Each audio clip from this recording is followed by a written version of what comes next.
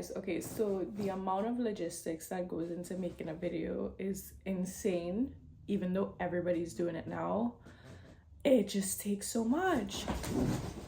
Anyway, so it's been a long time since I posted on my supposed YouTube channel that is very small, and then I don't know, I didn't keep up.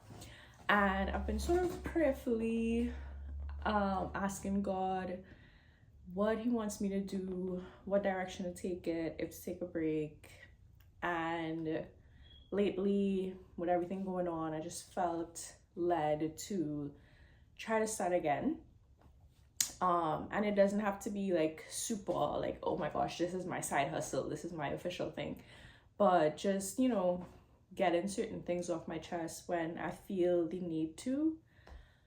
And so I hope that you would find something of value in me sharing my thoughts and ideas, and just know that I appreciate you tuning in so much, and I appreciate you subscribing, and I love you guys. So basically, I figured if I don't do this now, or eventually, I never will. And I didn't want to wait for the perfect moment, and I didn't want to make a whole plan and try to research first, try to like dot all my I's and cross all my T's. I just felt like I wanted to speak from the heart first and develop the courage to post that out there. Because even though like everything I'm saying isn't gonna be full like journalistic mode just yet, I feel like it still matters because it's the real raw emotional side. And I've taken enough time before I did it to really fully process and to know that, okay, whatever I say, I want it to still be super Christian at the end of the day. And that took some time, and it still isn't easy. I still don't even know how this is gonna go. I don't want it to be too measured, but then like I don't want to just lose it.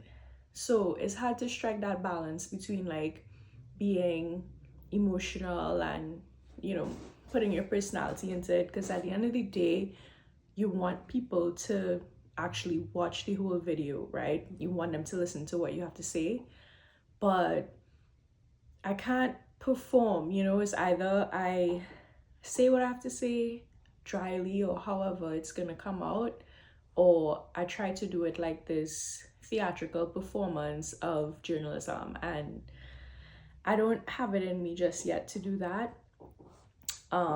So yeah, I'm just gonna speak from the heart.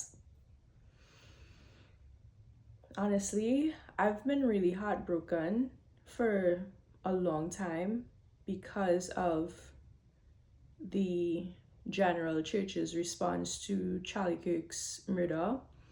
You know, that was a really tragic shooting that has had ripple effects in so many ways, like on so many people's lives. And it's just such a layered and nuanced issue, because it's the question of like, okay, who he was, what his legacy was, the question of freedom of speech, the shooter and what his motives were. Some people aren't even believing the dominant narrative about who the shooter was, so now that's a new conspiracy theory. It really sort of changed the course of the year, I feel, and I just want to see more honesty and more bravery in how prominent Christians talk about it. And even in platforms like when we host forums, when we get together on a public stage, or when we make official statements, it hurts me so much to see that everything that he has said and promoted about Black people in this country is being minimized or silenced, or at the very worst level, like co-signed. Like, yeah, this is a valid perspective, this is totally fair and right and just, and he has a point and he's actually correct.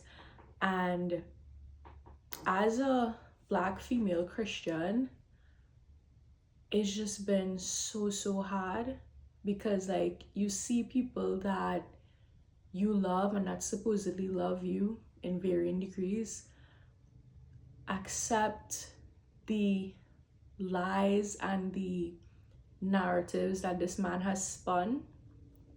Why? Because he was supposedly charming, because he seemed eloquent to them, because he seemed like his points were making sense, and because he had a platform, he had resources. He was actually a millionaire, right? He started an organization, Turning Point USA, when he was very young, and the organization is built to promote his political beliefs and to get more young Christians and young right-wing people involved in politics, and essentially, of course, influence them to his views. And the fact that he was also Christian is really tricky for me, because I feel very strongly like he was detrimental to civil rights in this country and to Black advancement. And when you say that, because the majority of people, I think, aren't like regularly educating themselves on what racism is, systemic racism, and certain political issues, they take a statement like that and they're like, oh, okay, so you feel strongly, you're opinionated, and you disagreed with him. That's fine, but I agreed with him. I find that a lot of people are sort of saying they agreed with him and he had so many great points, and I'm just like, a lot of what he said was racist. Like, what are we talking about? People aren't reading books, they're not watching documentaries, they're not speaking with experts on racism, like how it appears in modern society. I'm not talking about slavery, I'm not even talking about segregation, I'm talking about right now, today, mass incarceration, how we view like crime in urban neighborhoods, how we view like DEI policies is something that he definitely spoke on prominently, and a lot of people are saying that he was making sense. And I'm like, okay, diversity, equity, and inclusion policies were created because of the just severe imbalance of opportunity and resources and power in American society, right? Where the white people are at the top of this invisible, well, it actually is somewhat visible, but invisible social hierarchy, and Black people have been pushed to the bottom, and it has been that way for an extremely long time, right? And so what people were finding, like those who were researching it, right, leaders in this space, in this thought, they were finding that even though companies were maybe interviewing candidates of color, right, they often weren't getting the positions. And so leadership roles were still like 80-90% white, and white men at that. And it just affected a lot of different spheres of society, right? And so they started these policies. This is a like blanket explanation, but for the most part, this is how I understand it.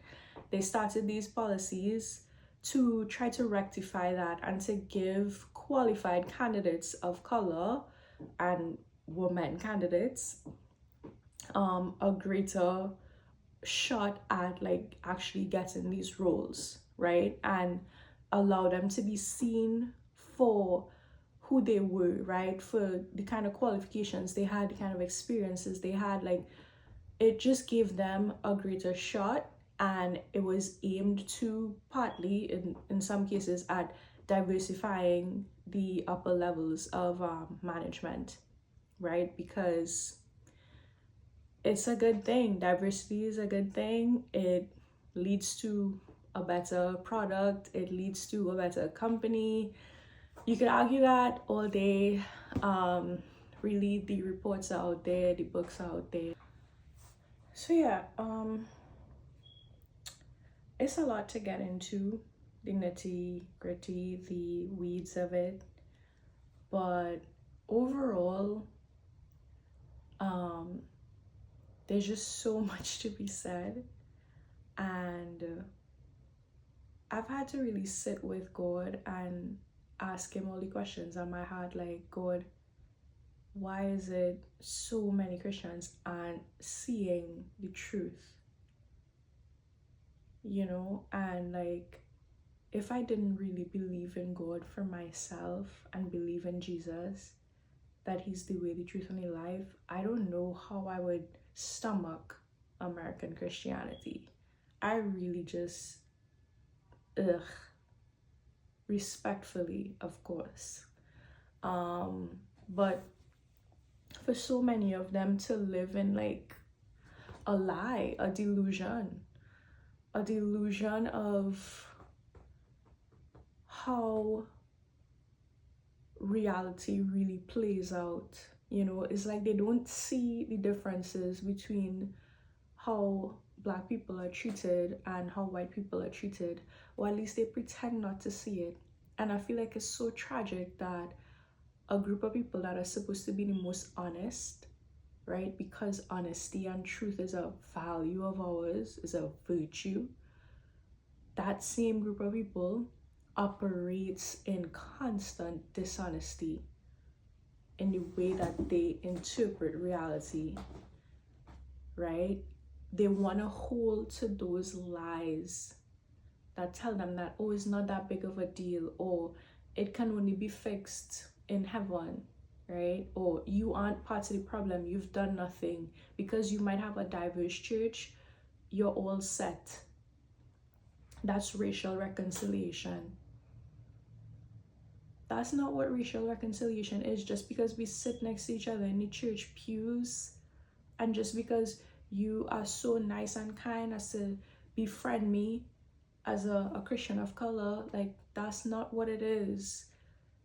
There are very real and painful and urgent disparities in treatment of people in this country. And of course, it's worsening now because of a president that you all largely support. And it's really, really disappointing. It's really sad, and we gotta figure out how to handle this in a tactful way, in a diplomatic way. But we can't keep like being afraid to say the thing that needs to be said, right? Because then you have people who are maybe pastors or maybe leaders or in positions of power. They get to say what they want to about what's going on, right? They get to interpret it through their white lens or through their colorblind lens, and it's completely wrong, or it's like 80% wrong. It matters, right? Because even when you guys say, oh, well, the most important thing for us to be doing on earth is spreading the gospel, talking about Jesus, winning souls for Jesus, how can you properly attract people that understand the reality of society, right? That have an actual proper racial analysis if you are living in La La Land? If you are feeding into lies and delusions, poisonous, dangerous, evil, demonic lies and delusions, and you are the church, how are you supposed to win souls that way? You think they want to like hear what you have to say when you can't even say wrong is wrong and right is right? When you can't even identify the racial inequality in your own country, but you want to do mission trips to other countries, and you want other countries to constantly have their borders and their doors open to you so you could have your mission trip, but you don't want to worry about what's going on in your own country too, and the things that you benefit from, or the things that you're too scared to lose your comfort and your status and your privilege in whatever way in the church, so you don't speak up about it, and you let people have a dominant narrative that is false, that you know is false. That's not what God calls us to do. That's not what courage is. So for now, I feel like I've said enough, and hopefully I'll say more, but who knows. But for right now, I've said what I had to say. Thank you so much for watching, and if you have something to add, please go ahead and leave a comment below, like, subscribe if you want. Yeah, that's it. Thank you.